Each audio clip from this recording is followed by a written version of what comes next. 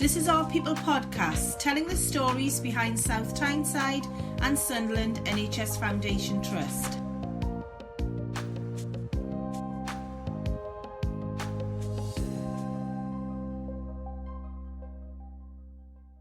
Hello, thank you for joining us for this episode of our podcast. I'm Fiona Thompson, I'm a Communications Officer with the Trust, and I'm joined by Phillipa Poole, our Equality, Diversity and Inclusion Lead, and Jake Higgin, our Inclusion Advisor. Thank you very much for joining us. Phillipa, why don't you start us off by explaining a little bit about your role and how you came to be in the job? Yeah, so I joined the Trust in 2019 and I've worked in the NHS in PCTs and in CCGs and worked in the NHS in general over the last 14 years, mostly in communications and patient engagement roles, which is why I suppose it linked with the inclusion role. So I joined here, and the role of our inclusion team is for the benefit of our patients and our workforce. So we try to make sure that the organisation is as inclusive as possible. What kind of tasks do you have at hand every day? Or is it a different thing every day anyway? Different every day. So I suppose the team could get involved in anything and everything. So we help support write policies, we have got our inclusion strategy, we work with patients and often that have had to put in complaints to the Trust. So we try to make improvements if it's related to their protected characteristic, or so say for example their disability or their age, whatever. So we try and just make improvements as we go. We deliver board sessions, we deliver training. Jake's been in post now for just over a year, and he's developed a suite of training and resources that are there to support managers and staff to make sure that we are promoting inclusive leadership. Well, we've touched a little bit about what you've already done so far, but Jake, how did you come into this role? What's your background? Probably quite unusual really. So my career, I started as a teacher, so I taught English in secondary schools for about 3 years.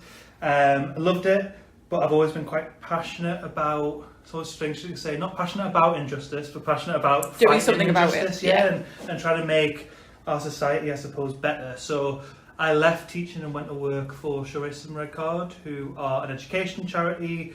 They work with schools, they work with businesses, they work with workplaces to try and raise understanding of what racism is and try and make improvements within workplaces. But as good as that was, especially because it was a football charity and I love my football, I always found it quite frustrating because you would go, you'd work somewhere, they'd nod and they'd smile and say yes, but you walk out and then you never come back. So for me, it was always about going somewhere where I could have that impact and see a change being made through. Absolutely, yeah. Absolutely. And is teaching giving you quite a good background to this role? Well, when I did my training, I think so, because to be honest, I think I love the sound of my own voice a little bit too much. I think that probably definitely comes from teaching. Thing where you stand up and you just talk and talk and talk. But presumably it gives you the confidence and background that you can stand up and do that, which is a really tough thing for some people, isn't it? Yeah, I suppose so. And obviously, when you're working with kids in secondary schools in particular, they're not shy about their opinions. So actually, I think it's quite useful in terms of having those open conversations with people. So not saying this is, so I know in our team, people quite often think, oh, it's inclusion, it's equality. They're going to come and they're going to tell us this is what to say, this is how to think. But actually, it's not about that. It's about having conversations and understanding where those ideas come from, rather than just imposing a certain point of view or a certain idea. And encouraging the conversations, because in our role we often find that inclusive language changes very often, and it's making sure that people feel comfortable to ask questions rather than stopping communication completely, which has happened in the past. So we just try and make sure that we are educational, that we make it fun, and that we create a safe space so that people can ask any questions that they want to. So we try and do that in collaboration with patients that have got lived experience, and we try and do it with staff through our staff networks as well to raise their voices. Excellent. Philip, I don't know whether you want to give us a bit of an overview, because when we talk about equality, diversity and inclusion, what do we really mean? What does that touch on? And what does it mean for our patients and visitors, first of all? Yeah, so it touches on everyone and everything, I think. So particularly for our patients, we have got to make sure that as an organisation we are meeting patients' needs. So that could be if a patient has got communication or information needs, we would make sure that those needs are met. So if it was a patient that needed a translator or an interpreter, we would make sure that we provided that service. It could be through appointment letters that we needed to have done in audio. We'd make sure that we worked with our providers to get those done. We don't always get it right, which is why we work with patients to make the improvements to the organisation. Jake's been working with the Bangladeshi community to try and develop some cultural awareness training, so that's a big aspect. Philip, would you just be able to give us a bit of an overview, because our area covers South Tyneside, Sunderland, a little bit of Gateshead and Durham, so we've got quite diverse communities within those areas. Do you want to just give us a bit of a roundup of how many different communities we have within those? Yeah, I mean, it's probably difficult to say how many different communities we've got, but we've got, I suppose our role covers, and I've mentioned the protected characteristics, so it's age, disability, race, gender reassignment, which would be trans non-binary people, or who are people who are transitioning. So it covers so many different groups. There's 9 in total that are covered under the Equality Act. So we would work with anyone and everyone really. So in terms of, I suppose, some of the groups that we work across, one of the great ones is HealthNet in South Tyneside, because it's such a diverse group of people. It's not one protected group, it's many different groups that have come from the voluntary and community sector, and they're the people that are on the ground that are actually working with the people that we want to make improvements for in the trust. So we work closely with our public health consultant and with our patient experience team to try and kind of join up so that we're not silo work, and we're making improvements across the board. So the example of the cultural awareness training came out of a complaint, but actually we've done some real work with the communities, and then we've been able to go and deliver sessions within the communities. So it's a bit of give and take, so that we make sure that we're kind of broadening everybody's knowledge really. And Jake, what does it involve when it comes to our colleagues? So we have very diverse communities within our patients and visitors, but we've got quite a diverse workforce as well. So what does it mean to our members of staff? Well, I think for me it's about supporting staff, and this is such a buzzword, but I think it's such a good buzzword, to be like their true authentic selves at work. So be exactly who they are and not have to hide that when they come to work, because we know when staff feel supported, when staff feel that they are part of a team that celebrates who they are and recognises who they are, they will perform better, their patient care will be better, the inclusivity across the trust between everybody will be better. So I suppose there's a few ways we do that. So in some ways it's the trust, and it's about things like our staff networks that we've got. So we've got our BAME network, our LGBT plus network, and our positive health network. It's about things like our Dignity Respect to Work champions. It's about things like Thrive and Freedom to Speak Up and all of that. But I suppose it's also, I think, for us, it's about promoting the role that everybody has to play. So in terms of raising awareness of the barriers that colleagues might face on a day-to-day basis. You know, we might have some members of staff who have been racially abused 5 times on the way to work, just walking down the street, or for whatever reason are having real issues outside of work, and recognising the challenges that we all face. And actually, how can we work towards that? How can we reduce some of those barriers, just as individuals, not as people working for the trust, and not in terms of people in our job roles, but just as individuals in the conversations we have.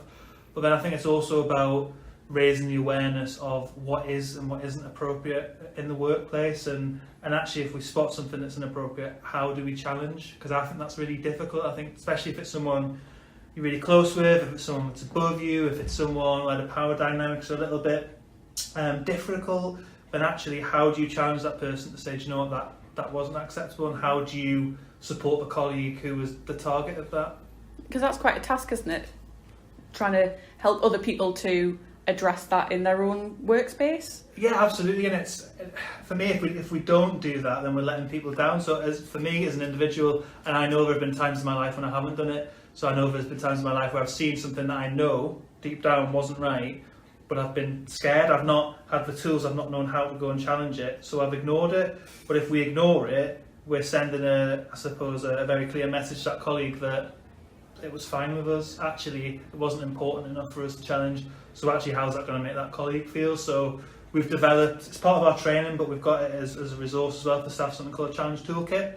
So it's just 5, maybe 6, maybe 4, but between 4 and 6 different ways that you could challenge an incident like that, dependent on what was done, what was said, what were the power dynamics, and where was it. And hopefully we want people to get away from this idea that if you're challenging someone, you're challenging them as an individual. Actually, it's just about challenging that behaviour, and actually if we do it more often, it'll just become commonplace. And that's really helpful in all walks of life, really, isn't it? Not necessarily about whether it's a racist incident, for example. That's a real skill, isn't it? Oh, absolutely, and it's not even just about applying it in the workplace. So the example I always give is I applied most of these to my 8-year-old granddad because he has some problematic views. So most of them are tried and tested on him. And do we find, as part of your work, that it's not just stuck to generations, presumably? Do you see a particular pattern of behaviour in generations, or is this something that really is across the board, regardless of I don't think it's what generational, and I know that there are sort of generational aspects to it, definitely, but I don't think it is that. I think it's about what you're exposed to growing up, where you're from, and actually your own experiences. We all have experiences that make us think in the way we think, and we can't help that. We can't help the way we think. But actually, again, it goes back to what Phillipa was saying at the start. It's about having those conversations to try and open up those experiences.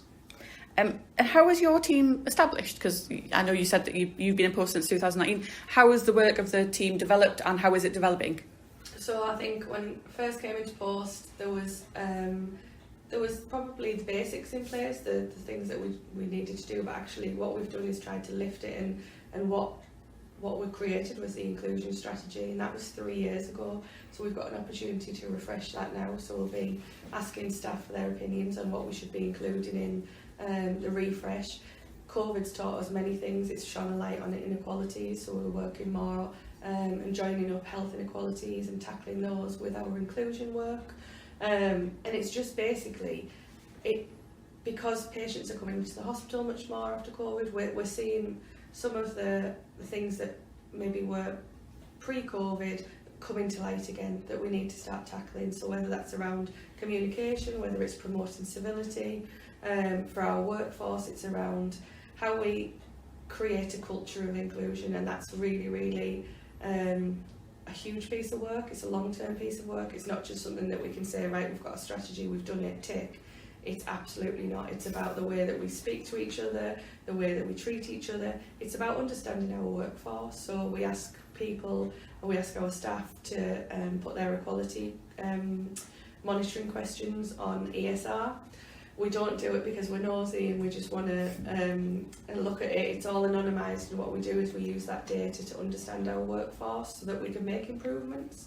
So whether that's around understanding how many staff that have got a long-term condition or a disability, that would then help us think about how we support staff to have reasonable adjustments in the workplace, or whether it was how we support managers to support staff to stay in work. So the role is vast, really, but I suppose what we'll be focusing on in the next 12 months is a refresh of the strategy, thinking about how we can tackle inequalities and making sure that our patients are receiving information and communication in the way that is appropriate for them. And you've already touched on something there, so we're always recruiting to our trust. HR are a really busy department, always bringing people to work for us, very busy, and we're always looking to welcome people into the fold. So what does your team play quite an active part in welcoming people to the trust, and what do you do when newcomers reach their post? So we last year there was a national pilot called Overhauling Recruitment, and it was looking at how we can support recruitment managers and the recruitment teams to be much more inclusive and think about how we encourage diverse applicants. So even before we have them in post, how we go out and actually get people to think about joining our trust. So we had a quick look and a review about what information we put out, and it wasn't that great. We needed to be a bit more diverse, so we're doing work around promoting all the different projects that we do. So we're part of Stonewall, we are a disability confident employer, we work with the armed forces. So it's raising the profile. We've got our staff networks, which we didn't have before. I came in post. It's trying to make sure that we sell ourselves to the broadest audience possible. So it's there's lots of work ongoing there. We're working with our recruitment team to think about how we can map the process for a trans person or trans individuals who may want to come into the trust, to make sure that we are inclusive. We are looking at NHS jobs and thinking about how we can promote the gives and gets. So you come to this organisation, this is what we will give you, but these are the behaviours that we would expect back. So it's about promoting civility, it's about promoting inclusive leadership, and it's about promoting good, positive communications, really. Excellent. And as part of that, we have the Dignity and Respect Champions now. We've talked about that a little bit earlier. We launched that in the spring of this year. And what does it involve, and how do people sign up, and what does it mean to our staff and to our patients? So we've got currently 11 Dignity and Respect Champions who volunteered for the roles and wrote some fantastic applications for the roles. Really amazing individuals, amazing staff members that have stepped forward to do this. And they basically provide a confidential, just listening ear for anyone who's either been the target of bullying, harassment and discrimination, witnessed bullying, harassment and discrimination, or been accused of it, because it's all about understanding the processes, understanding the support and understanding the system, I suppose. So for people who want to access the support available, they would send an anonymous email. So we wouldn't keep any information, we wouldn't flag it to their line manager or HR that they'd done this. They'd be assigned a champion who, depending on their choice, would either be someone they would know and be within their team already, because they might want to have that familiarity. But normally what we would do is we'd say it would be somebody who doesn't work in your directorate, doesn't work in your team, and that way again there's no conflict of interest there. And they just sit down and they talk about actually what is dignity and respect policy in our organisation, what does it say, what are the stages, how does one go about navigating through that. Also what support is available, because I think as a trust we've got some amazing support available for staff. So we've got Thrive, we've got Freedom to Speak Up, we've got all the stuff that the chaplaincy offers, the staff network groups, there's absolutely loads. So again, it's about saying, okay, so as well as taking this action or not taking this action, whichever you see fit, actually this is some of the support you can access. And some of it will be trust provided, but some of it will be external as well. What external organisations are there in the region, and how can they link in? But in terms of the champions then, because we'll always probably be in need of recruiting more champions to the role. So they were all given 6 weeks of training to support them doing this, because we didn't want them to go in cold. We wanted them to be confident in the role. So they had training covering things like hate crime, some of the stuff we've talked about in terms of challenging, recognising poor behaviour, barriers in terms of inequality, but actually just civility in general, because this isn't something that is just for somebody who has a protected characteristic. This is for all of our staff. And sometimes I think what is difficult, and sometimes the most difficult to challenge, is that behaviour that's maybe not obviously bullying, but it makes you feel like you're being bullied. But it's really difficult to pin down, it's really difficult to tangibly say, this is what they're doing, and this is why it's making me feel that way.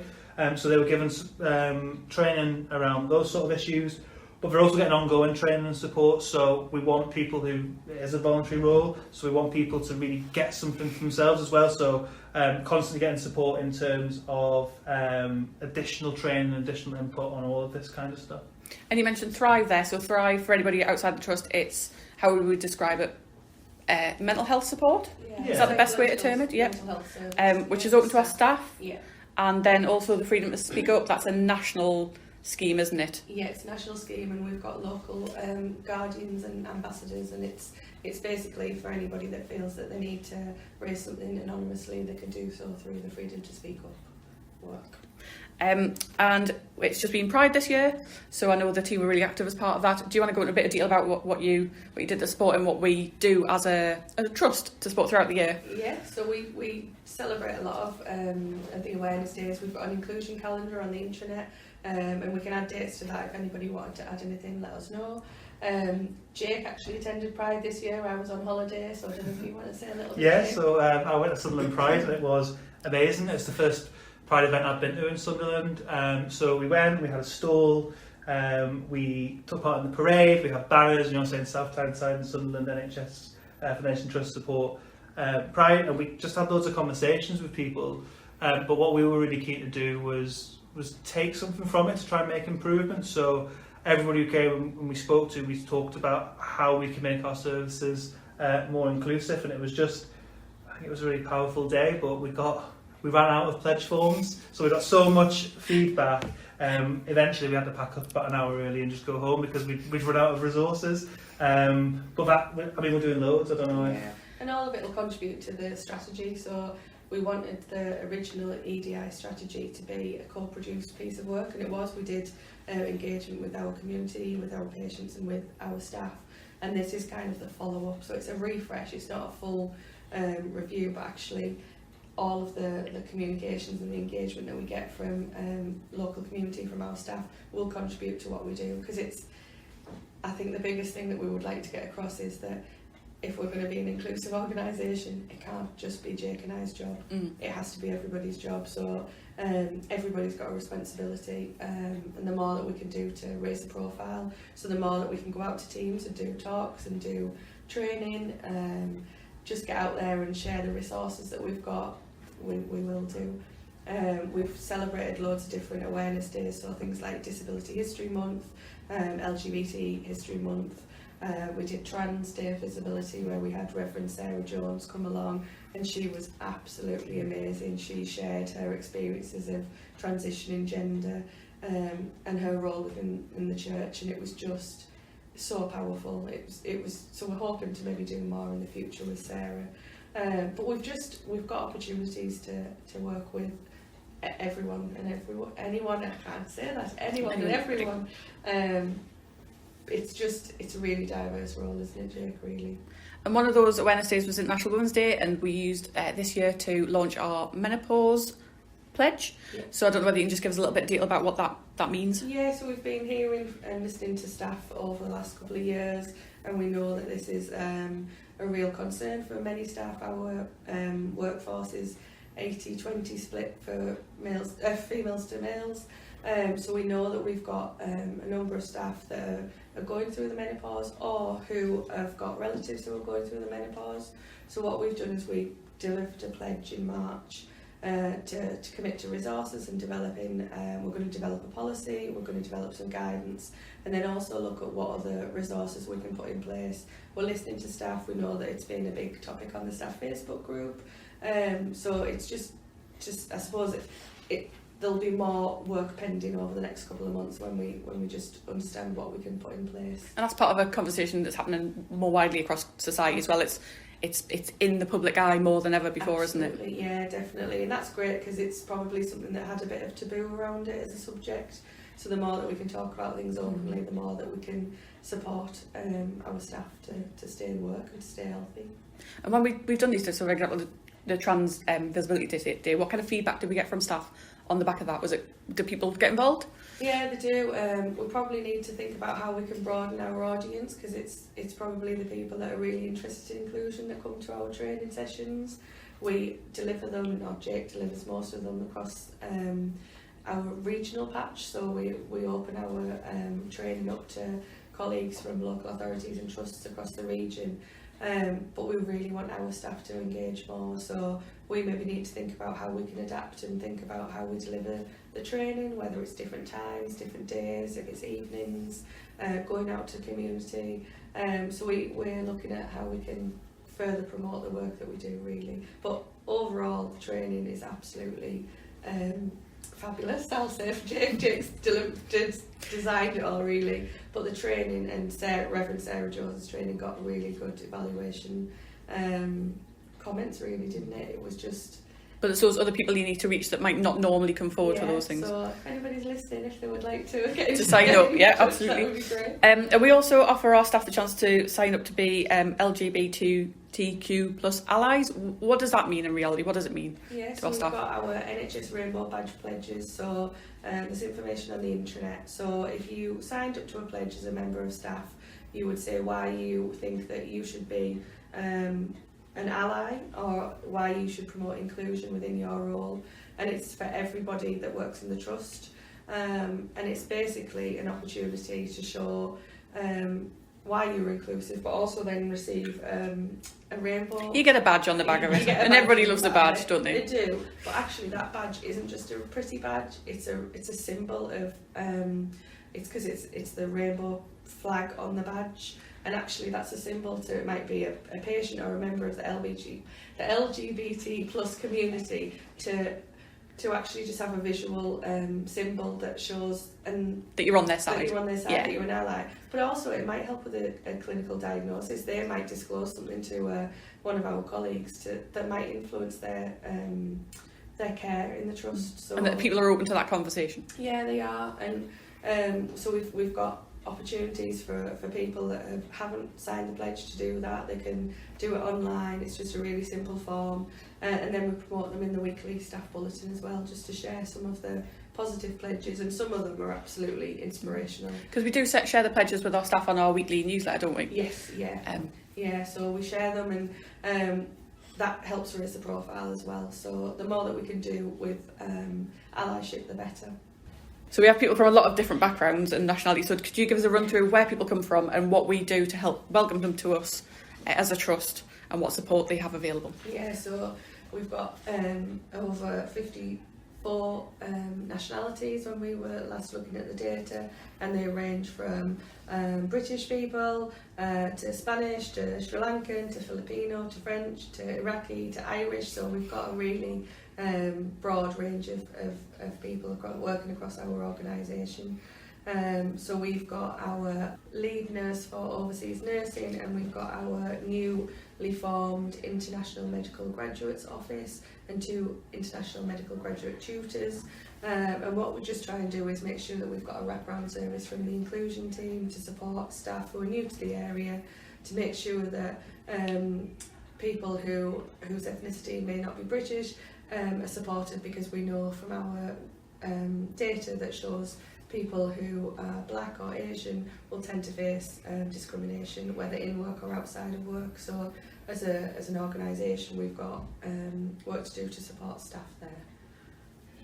Presumably having a very diverse organisation makes us a much better organisation. So does it make a better place to work that we've got all these different communities coming together? Yeah, absolutely. I think the more diversity we've got, the better, the different opinions we've got. We can share things, we can have constructive, I suppose, discussions, can't we? We're just making sure if we all had the same opinion, it would be a very boring place to work if we were all the same.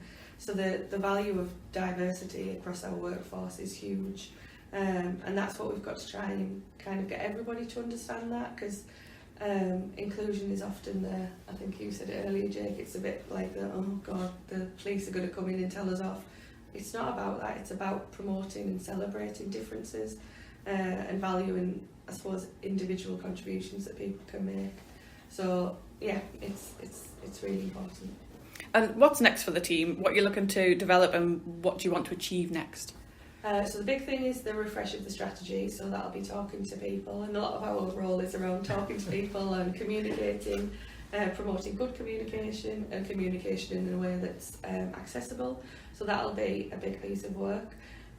We will be continuing to develop resources for staff and managers to make sure that they have got the tools that they need to work in the trust, and also then work with our patients, because a big piece of work is around how we promote accessible information, and think about how we can bring patients and do some more community engagement, maybe with a group or some sort of network of patients and community members. So that'll be the priorities over the next coming months. And what are you looking forward to getting done on your to-do list, Jake? Oh, so much. I'm just looking forward to starting to tick things off. So I'm really keen on giving more and more resources to staff, and resources that staff can dip in and out of, because there's nothing worse, and I know I'm guilty of creating resources like this, than going, right, okay, you need help with X, here's a 40-page document to read through. Actually, probably need 40 pages of information, but how do we give resources to staff where staff can just go to one page of that to get what they need, and they can kind of ignore the rest, because we know that the time probably isn't there to read through all of that. So yeah, we're looking at resources like neurodiversity toolkit. We want to build on the back of some amazing work that some of our staff have done in terms of launching a religious toolkit as well, to help clinical staff provide the best possible care for religious patients. So just working through those. And I think as soon as we get one done, then we'll probably think of another one that we can make, and just keep going through and building that bank of resources on the internet. Well, thank you very much for joining us. Really glad that you gave us a bit of insight into your work, and I know there'll be plenty more to come. Thank you. Thanks for joining us for this episode of our People podcast. We hope you enjoyed it, and check out our other stories. Hit subscribe to keep up with the latest and catch up with what we've been up to on our Twitter, Facebook and Instagram pages. Just search for our name.